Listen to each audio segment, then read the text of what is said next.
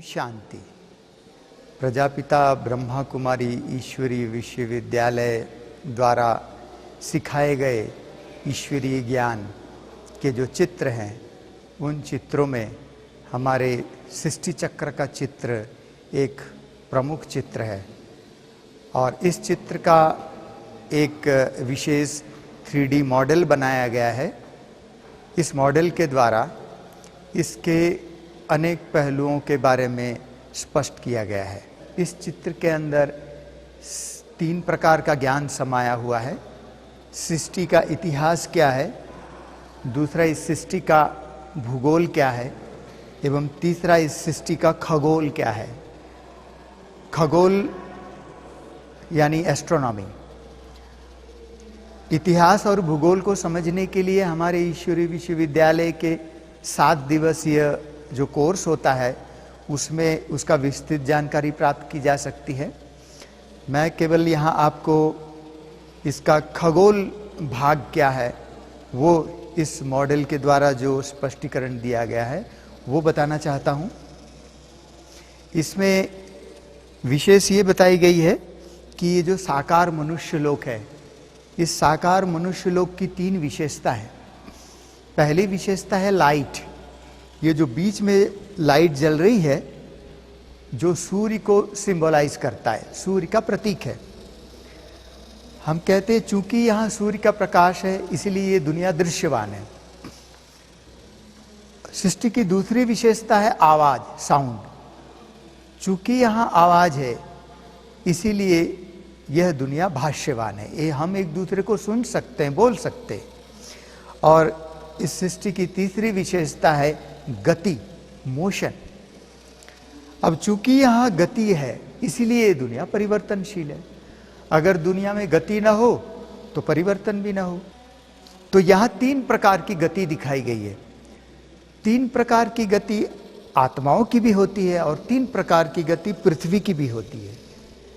आत्माओं की 3 प्रकार की गति हम अच्छी तरह जानते हैं कि सृष्टि चक्र का जो दायां भाग, आधा भाग, जिसमें सतयुग और त्रेता युग दिखाया गया है, जिसको हम पॉजिटिव साइकिल कहते हैं और उसको हम आध्यात्मिक भाषा में स्वर्ग कहते हैं। तो ये जो स्वर्ग है, अब ये हमारा, हम कहते हैं यहां आत्माओं की सद्गति होती है। अब अगला आधा भाग है द्वापर और कलयुग, जिसको नेगेटिव साइकिल कहा जाता है। तो यहां आत्माओं की दुर्गति होती है, ये नरक का भाग है। परंतु कलयुग का अंत और सतयुग का आदि जो यहाँ संगम युग दिखाया गया है, जहाँ पर स्वयं निराकार परमात्मा सृष्टि पर अवतरित होकर के साकार माध्यम प्रजापिता ब्रह्मा बाबा के द्वारा ये सारे सृष्टि के आदि मध्य अंत का राज समझाया है। तो यहाँ पर परमात्मा ने आकर के हम आत्माओं को मुक्ति का रास्ता बताते हैं, यानी गति देते हैं। तो गति, सद्गति एवं दुर्गति, ये 3 प्रकार की गति आत्माओं की होती है और ये कंप्लीटली निर्भर करता है हमारे कर्मों की गहन गति के ऊपर। अब कर्मों की गहन गति, कर्म एवं कर्म, उसका फल, उसका सीधा संबंध कर्म भूमि से है, यानी कि पृथ्वी। तो पृथ्वी की भी 3 प्रकार की गति होती है। तो पृथ्वी की पहली प्रकार की गति यह है, पृथ्वी अपने धुरी पे घूम रही है और 24 घंटे में एक चक्कर लगा लेती है और जिसके कारण दिन और रात होते हैं। दूसरी प्रकार की गति है पृथ्वी एक ही जगह नहीं घूम रही है, बल्कि आगे बढ़ते हुए सूर्य की परिक्रमा लगा रही है। तो इसलिए 365 दिन में एक चक्कर लग जाता है। अब तीसरे प्रकार की भी एक गति है जिसको कहा जाता है कल्प की गति, जो साधारण मनुष्य नहीं जान सकता जब तक कि परमात्मा आकर के इसके बारे में न बतावे। तो अब ये कल्प की गति क्या है, उसको समझने के लिए अब हमें ये समझना जरूरी है कि जब 365 दिन में पृथ्वी सूर्य की एक परिक्रमा लगा लेती है, तो सूर्य की उस एक परिक्रमा को सूर्य की पूर्ण परिक्रमा नहीं कहा जाएगा। क्यों? क्योंकि सूर्य पृथ्वी से 1000 गुना लगभग बड़ा है। उदाहरण के लिए देखिए, एक बड़ा बॉल है, गेंद है, अगर एक चौक लेकर के उसके चारों ओर एक लकीर खींच दी जाए, तो एक परिधि की लकीर खींचने से पूरे इतने बड़े बॉल की चौक से पुताई या पेंटिंग तो नहीं हो जाती है ना, क्योंकि उसका बाकी स्फेरिकल सरफेस एरिया तो बाकी रह जाता है। ठीक इसी प्रकार सूर्य बहुत विशाल है, उसका स्फेरिकल सरफेस एरिया बड़ा है, उसके सामने पृथ्वी कंकर जैसा है। जब 1 साल का चक्कर पृथ्वी पूर्ण कर लेती है, 1 साल का, तो वो तो ऐसा ही हुआ, एक परिधि का ही चक्कर हुआ, तो सूर्य की बाकी एरिया तो बाकी ही रह जाता है। तो इसीलिए साल के चक्र को आंशिक चक्र ही कहा जाता है, वह सूर्य की पूर्ण परिक्रमा नहीं है। अब वो पूर्ण परिक्रमा कैसे होगा, उसके लिए ये जो ऑर्बिट है, माना सूर्य के चारों ओर पृथ्वी का घूमने का रास्ता, ये ऑर्बिट भी शिफ्ट होता है, ये भी घूमता है, ये भी घूमने लगता है। यही तीसरे प्रकार की गति है।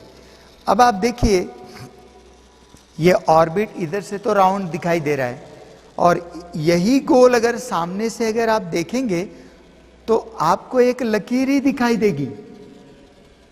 उदाहरण के लिए, जब हम भोजन करते हैं ना, तो थाली गोल दिखाई देता है। भोजन के पश्चात जब उस थाली को धो करके जब खड़ा स्टैंड में रख देते हैं, तो वही गोल थाली सामने से कैसे दिखेगी? गोल के बजाय स्ट्रेट एक खड़ी लकीर दिखेगी ना। ठीक इसी प्रकार से इस सृष्टि चक्र के चित्र में शिव बाबा ने, परमात्मा शिव ने हमें 2 लकीरें खींच के दिए, एक खड़ी लकीर, एक आड़ी लकीर, एक वर्टिकल, दूसरा हॉरिजॉन्टल। अब ये लकीर वास्तव में क्या है? ये लकीर वास्तव में यही ऑर्बिट के लाइन का रिप्रेजेंटेशन है जो सामने से दिखाई दे रही है। अब आप देखिए, अब चूंकि गति इस सृष्टि का नियम है, तो अब देखिए ये तो खड़ी हो गई ना ये लकीर, परंतु ये चूंकि गति नियम है सृष्टि का, तो इसलिए वो खड़ी नहीं रहेगी। ये लकीर घूमते घूमते घूमते फिर से आड़ी, माना हॉरिजॉन्टल हो जाएगी। परंतु इस खड़ी लकीर को आड़ी हो जाने में 1250 साल का लंबा समय लग जाता है। इसका अर्थ क्या हुआ? इसका मतलब यही हुआ कि पृथ्वी को इतने बड़े विशाल सूर्य का केवल 90 डिग्री अंश का चक्कर लगाने में 1250 साल लग जाता है। माना केवल क्वार्टर साइकिल, 1/4 चक्कर लगाने में ही पृथ्वी को 1250 साल लग गए। अब आप सोचिए, तो 360 डिग्री का पूर्ण चक्कर में तो 490 डिग्री के कोण होते हैं, तो पूरा पूर्ण चक्कर, कंप्लीट साइकिल लगाने में कितना समय लग जाएगा? 5000 साल। तो 5000 साल में पृथ्वी को इतने बड़े विशाल सूर्य का मात्र एक ही बार पूर्ण चक्कर लगाने में समय लग जाता है। यही बड़े से बड़ा चक्कर है, इससे बड़ा कोई चक्कर नहीं होता, और इसी को कहा जाता है कल्प का चक्कर। अब मैं आपको बताना चाहता हूं, हमने ये तो समझ लिया कि ये वर्टिकल और हॉरिजॉन्टल लाइन इस लकीर का ही, ये ऑर्बिट का जो सामने से दिखाई दे रही है, इसका रिप्रेजेंटेशन है। इसमें और भी लकीरें हैं, जैसे देखिए ये, इसका अर्थ क्या है? अब आप देखिए, हम सभी जानते हैं पृथ्वी अपने धुरी पे एंटी क्लॉकवाइज घूमती रहती है, घड़ी की उल्टी दिशा में। और यही कारण है कि सूरज पूर्व से उदय होता हुआ दिखाई देता है। अब आप देखिए, चूंकि पृथ्वी एंटी क्लॉकवाइज घूमती है तो ये नेचुरल है कि वो ऑर्बिट का रास्ता भी एंटी क्लॉकवाइज तय करेगी। आप देखिए, आप अपने गाड़ी को आप आगे ले जाएं तो आगे जाएगी, रिवर्स लेंगे तो रिवर्स जाएगी। इसीलिए जब पृथ्वी ही एंटी क्लॉकवाइज घूमती है तो नेचुरली ये भी ऑर्बिट का रास्ता भी एंटी क्लॉकवाइज तय करेगी। परंतु ये कल्प का जो चक्र है वो क्लॉकवाइज है, घड़ी की दिशा में, इसलिए ये दिखाया गया। और वास्तव में ये नॉर्थ पोल का डायरेक्शन है। अभी देखिए, हमारे पृथ्वी का नॉर्थ पोल अभी किधर है? अभी हमारे पृथ्वी का ये नॉर्थ पोल है और ये साउथ पोल है। अब आप देखिए, जब ये नॉर्थ पोल यहां पर, माना देखिए, आप देखिए ये नॉर्थ पोल इस डायरेक्शन में अभी प्रवेश कर रहा है, माना ये त्रेता युग में एंटर कर गया, प्रवेश कर गया। ठीक 1250 साल बाद यही नॉर्थ पोल जब इस डायरेक्शन में प्रवेश कर जाएगा तो वो द्वापर युग शुरू हो जाएगा। और अगले 1250 साल बाद जब वही नॉर्थ पोल ऊपर की ओर प्रवेश करेगा तो कलयुग शुरू हो जाएगा। और अगले 1250 साल बाद जब वही नॉर्थ पोल इस डायरेक्शन में प्रवेश कर जाएगा तो सतयुग शुरू हो जाएगा। परंतु जब नॉर्थ पोल यहां एंटर करता है तो यहां एक बड़ा चमत्कार होता है। वो क्या चमत्कार होता है? देखिए, हमने आपको पहले बताया कि सतयुग आने से पहले ये संगम युग आता है, जहां पर स्वयं निराकार परमात्मा अवतरित होते हैं और वास्तव में अब अवतरित हो चुके हैं। और इस समय सबसे बड़ा चमत्कार तो शिव बाबा हम आत्माओं को पति से पावन बना देते, यही सबसे बड़ा चमत्कार है। परंतु साथ साथ हमारे इस पृथ्वी का भी बड़ा भारी परिवर्तन होता है। हम सभी जानते हैं कि इस पृथ्वी का 3 विधि से परिवर्तन होता है। पहली विधि है प्राकृतिक आपदाएं, दूसरी विधि है गृह युद्ध, सिविल वार, और तीसरी विधि है एटॉमिक वार। तो अभी आने वाले निकट भविष्य में जो ये एटॉमिक वार द्वारा महाविनाश होगा, उस महाविनाश की प्रक्रिया में हमारे उस प्रोसेस के दौरान हमारे पृथ्वी के जो 5 भूखंड अलग अलग बने हैं, वो पांचों भूखंड की जमीन एकत्रित होकर के एक साथ आ जाएगी, मिल जाएगी और ये एक ही भूमि बन जाएगी, पूरी एक ही भूखंड बन जाएगा।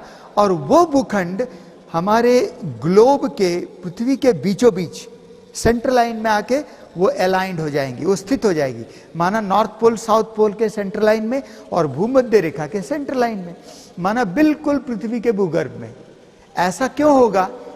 ऐसा इसलिए होगा कि अभी वर्तमान समय हमारे पृथ्वी के भूगर्भ में जितनी जमीन होनी चाहिए उतनी नहीं है।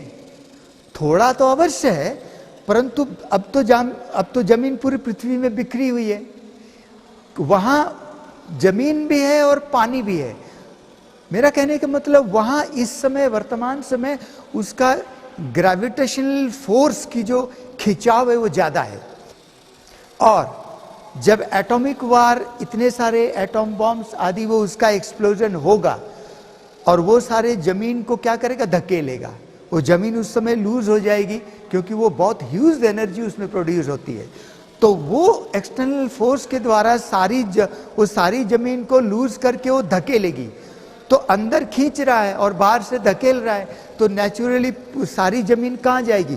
बीचों बीच वो रश करेगी और वहां जाकर के एक ही भूखंड बन जाएगी। अब ऐसा होने पर एक बड़ा परिवर्तन आता है। वो परिवर्तन क्या आता है? वो परिवर्तन ये आता है कि हमारे पृथ्वी का जो भूमध्य रेखा है, तो भूमध्य रेखा के दोनों तरफ जमीन और पानी का बराबर इक्वल डिस्ट्रीब्यूशन हो जाएगा, वितरण। तो इसके कारण क्या होगा? हमारी पृथ्वी संतुलित हो जाएगी, क्योंकि दोनों तरफ जमीन और पानी बराबर हो गया। और यही कारण होगा कि अभी वर्तमान समय जो पृथ्वी का एक्सिस 23.5 डिग्री झुकी हुई है, तो हमारी पृथ्वी बैलेंस होने के कारण वो सीधी हो जाएगी, 0 डिग्री में आ जाएगी, और 0 डिग्री में आने के साथ साथ वो सीधी खड़ी हो जाएगी, पोल सीधी हो जाएगी। अब पोल सीधी हो जाएगी तो उसके साथ और भी बड़े बड़े परिवर्तन आने लगेंगे। एक पहला परिवर्तन तो ये आएगा कि जब सारी जमीन भूखंड बीचों बीच आ गई, तो इसका अर्थ ये हुआ कि हमारे सारे देश पृथ्वी के पानी के अंदर समा जाएगा। अब देखिए, पानी के अंदर समा जाएगा तो वो समा जाना भी जरूरी होगा। क्यों? क्योंकि जब इतने एटॉम बॉम्ब आदि का एक्सप्लोजन होगा तो उसके जो रेडियो एक्टिव रेज होंगे ना, उससे हमारे पूरे पृथ्वी का वातावरण पॉल्यूटेड न हो करके जमीन के पानी के अंदर जाने के कारण उसका रेडियो एक्टिव रेज जो है ना वो न्यूट्रल हो जाता है, क्योंकि सारे पानी के अंदर चले गए। अब उसके परंतु सारे देश पानी के अंदर तो गए, परंतु जो भारत की भूमि होगी वो भारत की भूमि पानी के सदा ही ऊपर रहेगी। क्यों? क्योंकि पहला कारण कि भारत में एटॉमिक वार नहीं होता, और दूसरा कारण है कि भारत की जो भूखंड है उसकी भौगोलिक स्थिति ऐसी है कि वो समुद्र के जो तल है मीन सी लेवल से बहुत ऊंचा है। इसीलिए भारत की भूमि अविनाशी खंड है, इसका कभी भी विनाश नहीं होता।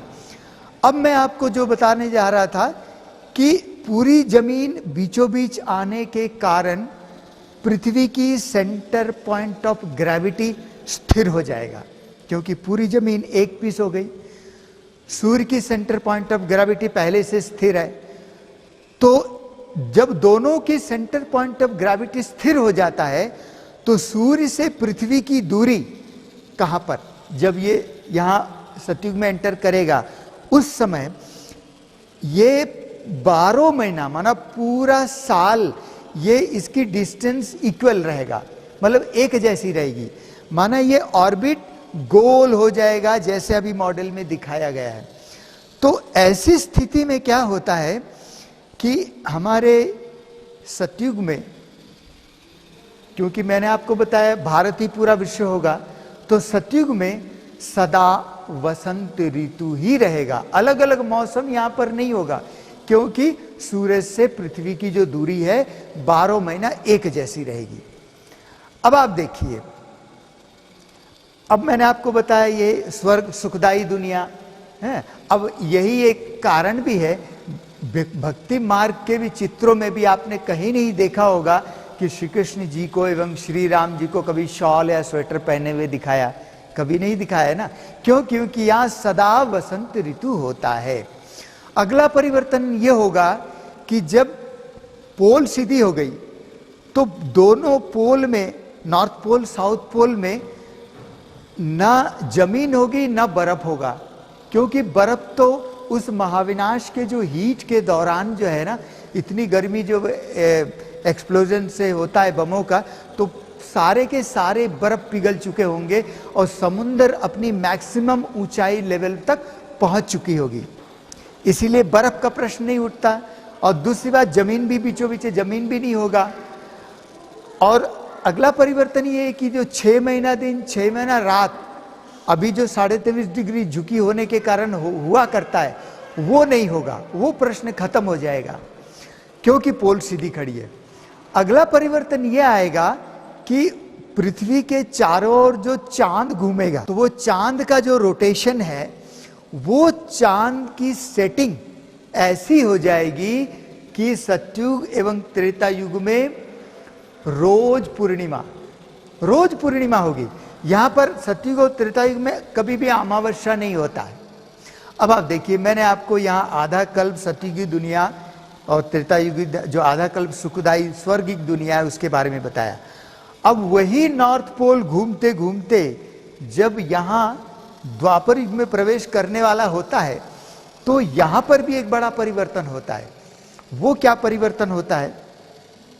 अब आप देखिए, अब ये 2500 का ये जो आधा कल्प स्वर्ग है, इस स्वर्ग में हमारी प्रकृति सतो प्रधान होती है।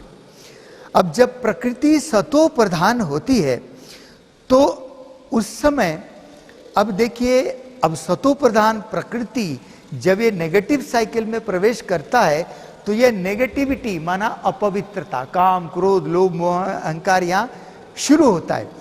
तो थोड़ी सी भी परसेंटेज में अपवित्रता मिक्स होने लगती है तो सतो प्रधान प्रकृति को ये सहन नहीं होता, तो यहां पर एक बहुत बड़ा भूकंप आना शुरू होता है। तो उस भूकंप से भी बड़ा परिवर्तन आता है। तो उससे क्या परिवर्तन आएगा? अब आप देखिए, उदाहरण के लिए जब एक अमृत का कलश लेते हैं, उसमें एक बूंद भी जहर पड़ जाता है तो पूरा कलश क्या हो जाएगा? जहर हो जाता है। तपेला दूध भरा है, एक बूंद भी नींबू पड़ गया, फट जाता है। इसी प्रकार से ये हमारी सतो प्रधान प्रकृति यहां प्रवेश करते ही भूकंप आने शुरू होता है, उसको सहन नहीं होता।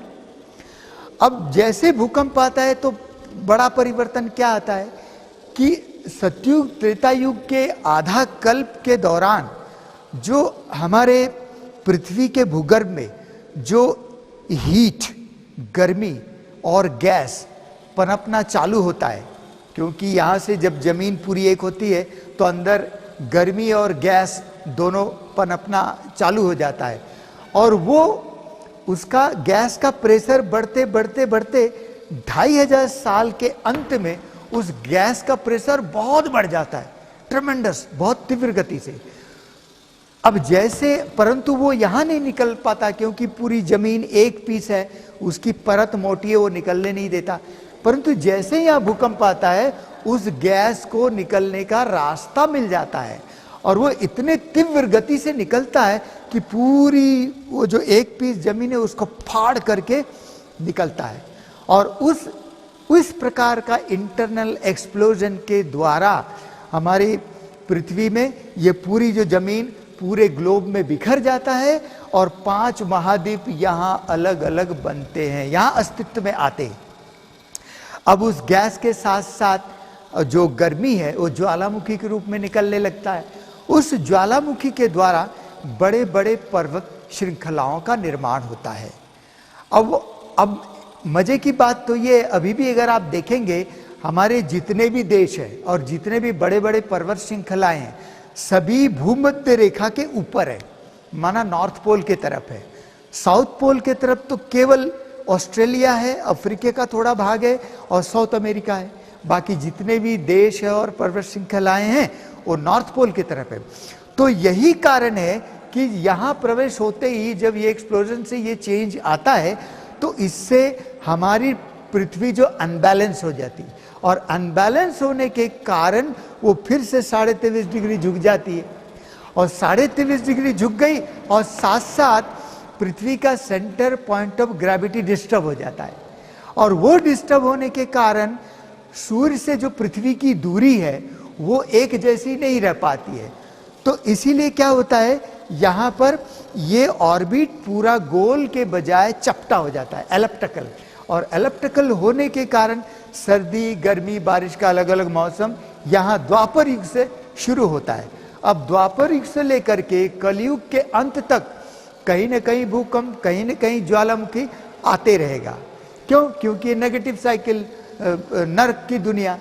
अब वही नॉर्थ पोल फिर से घूमते हुए जब यह सतयुग में प्रवेश करेगा तो हमने जैसे देखा कि यहाँ आंतरिक विस्फोट के कारण जमीन बिखर गई। अब यहाँ बिखरी हुई जमीन को फिर से एक होना है, वो कैसे होगा?